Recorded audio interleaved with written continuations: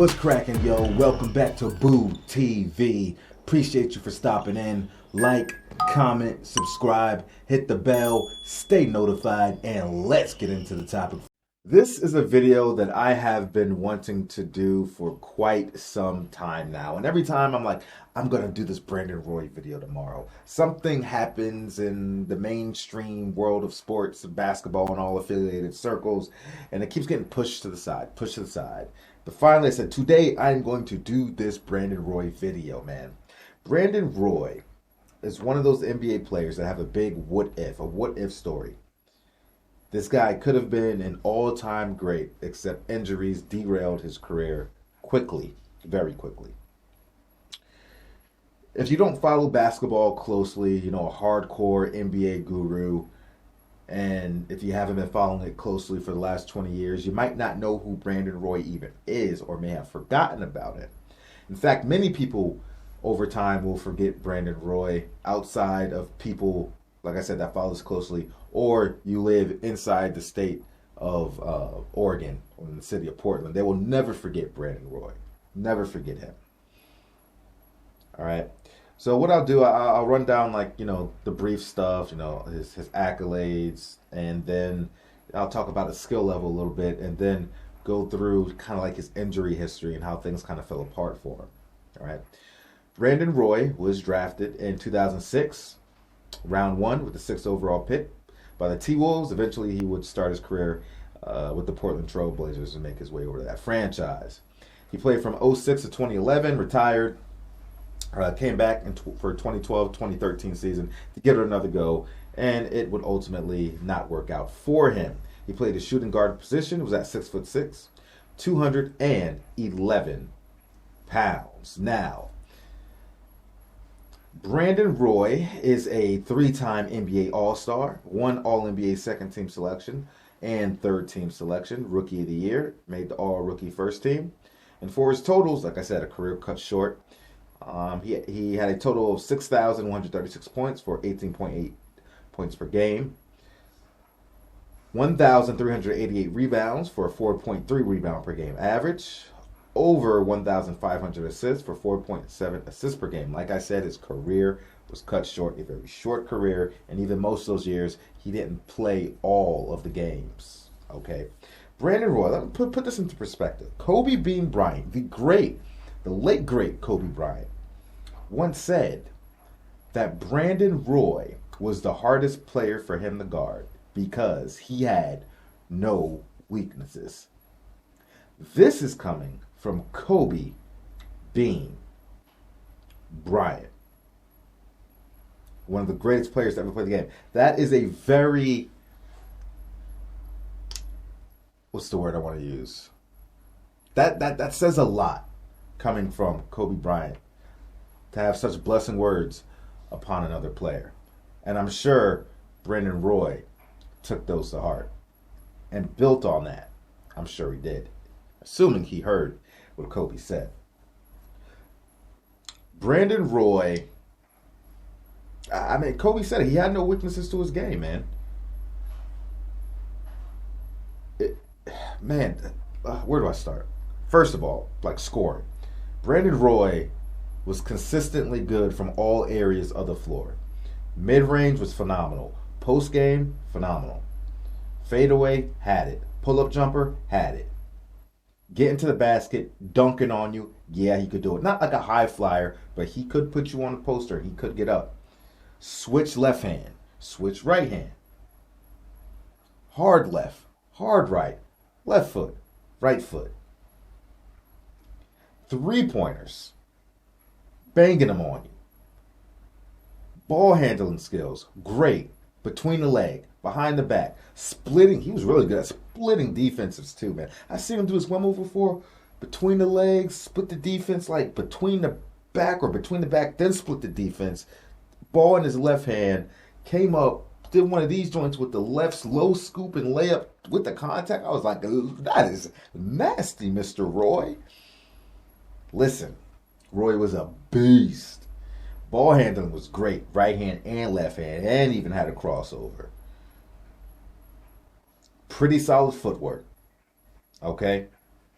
His passing was solid. He wasn't, an amazing passer, but he was a willing and a good passer. But not like players today. Statistics weren't a big thing back then. Analytics wasn't a big thing back then. Players weren't looking at their stats all the time. So he wasn't, and it has to do with how the offense was ran. He wasn't a monopolizer of the ball. So he's not going to have these 8, 9 assists from like shooting guards like some players have nowadays that play these point positions, point hybrid positions, but that wasn't so much a thing back then. But Roy was a good passer. Pretty solid court vision. All right? Brandon Roy was a solid rebounder. Like any given day in his best season, though everything's cut short, in his best season, you could cue Brandon Roy in for 20 to 25 points. Any given game, I'm not talking about an average, any given day, any given game, you could expect at a minimum 20 to 25, 5 rebounds, 5 assists. Most nights. Most nights. And he will give you some 30-pointers in there. He'll give you some 40-pointers there. I know he even had at least 150-plus point game. Dropped 50 on somebody's head. Defensively, Brandon Roy was solid. Solid frame, good foot speed, good lateral quickness, good horizontal movement, strong, good defensive fundamentals, and good hands. Exceptional hands, actually. Brandon Roy had very good hands. He could steal a ball a lot. I ain't going to say he was getting like 2 or 3 steals per game, but you could cue him in for at least one or 2 steals a game, I'll tell you that. Roy was solid, man. All around, like Kobe said, he had no weakness. Offensively, scoring-wise, whatever. Defensively, he really had no weaknesses. You couldn't really push him anywhere where he felt uncomfortable. Or anything like that. In fact, he was widely regarded during his tenure, his short tenure, probably by his 3rd year, he was generally considered the 3rd best shooting guard in the league. Kobe Bryant being 1, Dwayne Wade being 2nd, and then Brandon Roy being 3rd. Now you had some people in there might try to say, I'd rather have Manu Ginobili 3, Roy 4, whatever. But most people had Brandon Roy over Manu Ginobili at the shooting guard position. I had Brandon Roy as the 3rd best shooting guard in the league. Hands down. Hands down. And he played, I remember when he played the Lakers, he played great defense on Kobe. All right. Kobe embarrassed him sometimes. And Kobe still, because you can't stop Kobe. But I had to tip my hat to Roy. I said, dude, you played amazing defense. I mean, Kobe still got his, but you made him work really hard for it. Really hard for it. Tip my hat to Brandon Roy, man. But now let's get into the injuries. Right. So his tenure with Portland, right? 5 seasons. His first season, his rookie year, he played 57 games, averaged 16 points per game, 4-4. His second season, he played 74, 19 points per game, almost 6 assists, almost 5 rebounds. His third year, 78 games, 22, almost 23 points per game, 5 assists, almost 5 rebounds per game. And then after this season, you start to see the decline. After that, season 4, I believe, season 4, 65 games played, still hitting his 21 points per game, and more or less still hitting his, close to 5 assists, close to 5 rebounds. Season after that, he drops down to 47 games. And this is where you see his production dips significantly because of the injuries. He went from 20 points per game to 12. To almost 3 rebounds, almost 3 assists. And that 47 game season, that would be his last season in Portland. And when he tried to come back for last hurrah, he only played 5 games. Averaged about 6 points. All right, now to break that down, I took some notes here from online. I took some notes so I can gather the information properly to give you the proper context of how severe these injuries were and how they really, really impacted his game and, derailed his career. All right, so 2006, 2007, his rookie season, he had an impingement in his left heel, kept him out 20 games early in the season. All right, 2007, 2008, his rookie season, Brandon Roy started in the first 48 games that season. He led the Blazers to a 13-game winning streak in the month of December. They were a solid team. Make no mistake about it. Solid team. And that year, he was selected to the All-Star game as a reserve in his sophomore season. He was. Fast forward, 08-09 season. And the preseason of that season, Roy underwent a 20-minute medical procedure in Vancouver, Washington, during which the physician had to remove a piece of cartilage that was causing irritation in his left knee. All right. He would miss several weeks of basketball action because of the rehabilitation and recovery process. All right. Same season in December. Oh, that's what I'm talking about. He scored that 52-point game against the Phoenix Suns. Terrific. 14 of 27 from the field. Lit it up. 6 assists, 6 rebounds, a block shot. Fantastic. And the next month, Brandon Roy tied a Blazers franchise record with 10 steals against the Washington Wizards. All right. He would finish that season off okay. Fast forward next season, 09-010. Roy was sidelined because of a right hamstring injury he sustained in January against the Milwaukee Bucks. And then he re-aggravated it on January against the 76ers, right? April of that season, Roy injured his right knee. All right. Magnetic resonance imaging that night confirmed a right knee bone contusion, bone bruise. Later that month, further examination of the MRI showed a light meniscus tear. Brandon Roy then underwent surgery on April 16th and was expected to miss at least the first round of the 2010 NBA playoffs, but returned for Game 4 after 8 days of recovery to lead the Blazers to a win. All right. Fast forward next season, 2010-2011. Roy started the first month of the season scoring at his normal rate, but by December, it started showing that his knees, which were, as we know, bothersome, were ailing him due to a lack of cartilage. He missed 9 games before the Trailblazers announced that he would retire indefinitely. On January 17th, Roy underwent arthroscopic surgery on both of his knees. All right, just before NBA training camp opened, following the resolution of the 2011 NBA lockout, Roy announced that his knees had degenerated so much he lacked cartilage between the bones of both knees that he was retiring from the game of basketball. Sad news. All right, that would be the end of his Portland Trail Blazers career. Now, fast forward 2012, 2013. Roy announced that he was planning to make a comeback in the NBA. He said that he had recovered enough to play after having the PRP, platelet-rich plasma procedure that Kobe Bryant had to keep his knees healthy. I remember Kobe went out to Germany, I believe Germany, to get that knee procedure. Now, I'll tell you, I got that same knee procedure. I had really bad knees. I mean, my knees are still bad. From powerlifting, by the way, squat champion in my community. No belt. But I was overdoing myself. I was squatting. Now, I'm not going to say too heavy because I could do the weight. And I used to do powerlifting.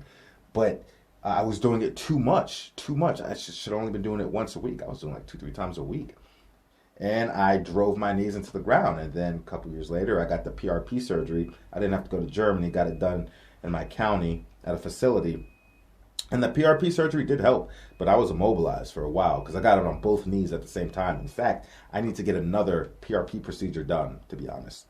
But anyway, so after the PRP, he felt well during training camp, but suffered an injury at a collision during a preseason game. He played 5 games before needing season-ending surgery on his right knee again, and then that would be it. But he said he's happy that he at least went out there to give it another try because he didn't want to be stuck with the rest of his life. What if I didn't try to give it one more go? But now he knows. You can see the extensive history of knee injuries. And like I said, he also had ankle injury, hamstring injury, but they weren't as severe. But it was the knees that took him out, the degenerative knees that took him out. And I know, I literally feeling pain in my knees right now still. Like, that's no joke. When I go out to try to play basketball sometimes, bro, sometimes I can't even really jump. I can't. I be shooting from a stationary position. It's just... Nah, I don't always have my knees sometimes. I don't know. I mean, I know, but it is what it is. Anywho, like I said, Brandon Roy is phenomenal, and it's just unfortunate that his career ended that way because I think he could have went down, as a top, 30 player 40 player in the history of the league. Like he was, and maybe even more. Maybe even more. I don't know. In an alternate universe, would actually happen to Brandon Roy had his knees weren't been bad, you know. But he was definitely a foundational player, a foundational piece that you can build a franchise around and can lead them into deep playoff runs. He was that spectacular. No question about it. No ego at all. Played the game exceptionally well. Played the right way. Like Kobe said, he had no weaknesses. Y'all remember when Damian Lillard took out the Houston Rockets with that game-winning three-pointer in the playoffs years ago? Before Damian Lillard did that, and Brandon Roy hit a game-winning shot from the same exact spot, damn near, from Damian Lillard against the Houston Rockets to win the game. But I don't think it was a playoff game, but it was eerily similar against the same team. I just had to throw that out there. Anyway, let's watch a brief video, a collection of Brandon Roy career highlights, and then sometime later I'm going to do a more extensive video of reacting to Brandon Roy highlights from his peak season. But for now, we'll watch this one. Early in this NBA season, he's getting his opportunity. Pump fake. Roy goes inside and posterizes. Check some. Senegal gets a poster early in the year. I mean, look, I'm rewinding that. He's getting his opportunities, making the most. Roy goes inside and posterizes. Check some. Senegal gets a poster early in the year. The crowd oohing and eyeing. Roy. Look at that stroke. Shoulder square release. Roy again with a follow right in his face. Definitely go around Billups. Brandon, foul line, fades and hits. Look at those fundamentals, man. Watch the footwork. Watch the release. Rebound picked up by Smith. Give me that. Takes it away. Baseline around Anderson. Missed it. That was a nice left hand, but good. Stay with the basketball. Second chance points. And all of a sudden, he's suddenly the man to stop for defenses. Roy scores again. Aldridge trying to give a pick. Roy steps through. Ooh, see that little light shoulder step back? On the clock. Miller wants to post up Carter. Roy goes baseline. Carter goes down. And Strong body. Carter. Carter's small though. Brandon tough. Told you he had to fade away. Shot clock at 8. Brandon Roy turns the corner. There's a floater that's home. 33 for Roy. As they're scoring. Roy splits the double, takes it, and Anderson scores with the left. See how they handle it. Bayless to Roy to get the 3 back. He does. Boy, and that was simply because they were worried about checking Bayless. Bayless found Roy in that corner. They want the ball out of his hands. Brandon, another 3. Oh, again. Why do you want it out of his hands when you got Roy on the other side? Yeah, Denver. Listen to the Rose Garden. Blazers have their largest lead of the night, and Roy with 41. Right, now penetrates to the hoop and banks it too hard. Rebound tapped to Roy, though. Brandon's open, three-pointer near side, ring it up! Roy now against Hill. Roy dribbling left, pulls up with an elbow jumper right through. And Brandon picking up where he's left off the last 4 games. Roy has it against Richardson, 8 to shoot. Brandon drives into a crowd, down the lane, put it in and it's fouled! 10 to shoot. Roy against Hill, around a Prisbilla pick, a left elbow pull-up right through. So the natural now with 13 points to lead all scores. Now to Roy. Roy against Barnes. Single coverage near side. Brandon squares up. Roy takes the jumper over Barnes and Camden. Bounce to Stoudemire. Blake reached around, stole it. Now Blake, front court pass to Roy. Streaking in on Nash, and he lays it in. Turns in the lane. Rudy knocked it away. Blake dives. Throws to Rudy. Ahead to Roy. By himself. Brandon dunks it.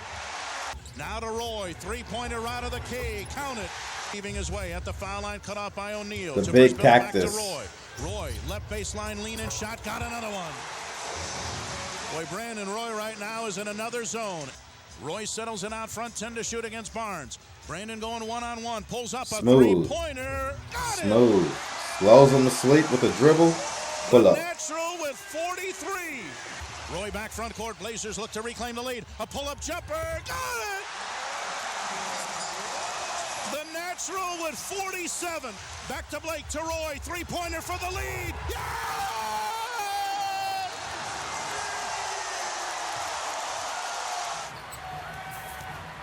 attacks Terry and lays it in. Now all of a sudden the Asia pin. Roy, trouble with the dribble. Taking Kidd down low, steps through. That's money. Kid's a great defender, but Rebound, Roy. start putting 6'6", put you in a post. Cannot afford to go through Woo. another cold stretch offensively. A forward position. Roy around Marion, step back, good. Look at that. Look at that body control. Roy with the left scores again. Great misdirection. Rick Carlisle, Slight nod, 20 a seconds direction that to way go with the in face. game. Gerald Wallace back to Roy, open three, got it. Roy has it poked away by Nowitzki. Another three, got it, and he's fouled. He's got a chance to tie the game. The fourth quarter, round four. Roy to the middle for the lead. Yes! The Blazers lead, and Rick Carlisle wants time. Damn, I forgot how long Nicholas Batum been in the league. Good crossover. That was on Ron Artest. He sees the opening there. The quick change of direction with the ball, one step past him, and his concentration and strength, the ability to finish. Final seconds of overtime. Down to three. Here's Roy. To go. In overtime. Houston calls for time. Well, from the field prior to this. Clutch basket. Tell that Nate McMillan must have told the team in the timeout. He made Artest stumble and the help defender fall. To see what we can get. Maybe we'll get a better shot in transition than we would by calling a timeout and trying to run a set play against their set defense. On Steve Blake to not give him a good look at where he's trying to throw it. There's Blake to Roy. This is for the Salute. Salute. Salute. like Brandon Roy. You're never out of it. Gather. Rise. Perfect arc. Stroke. Behind him and follows through. Brandon Roy, you will be missed. And there will be some of us where you will not be forgotten, my friend. Sensational player. You know, so they just showed some. So this was just a compilation of what? 3 games, like a 240-point performances. Did they show us 50 points? Anyway, it was just a compilation of his performance from like 3 or 4 games. But there's a lot more substance. There's a lot more Brandon Roy content out there to show off some more of his miraculous abilities outside just a couple of games that they handpicked. So, like I said, I will be doing another Brandon Roy video with more extensive highlights from a wide range of games and highlight pools, if you will. So be on the lookout for that sometime in the future. Do you remember Brandon Roy? Was he your favorite player? Do you live in Portland? You know, what does he mean to the city? What did he mean to the city at the time? You know, was he one of your favorite players? Did you just find out about Brandon Roy now? Let me know your opinion. I would love to hear your story. Like, comment, subscribe, hit the bell, stay notified, and I'll catch you on the next one. We out, baby.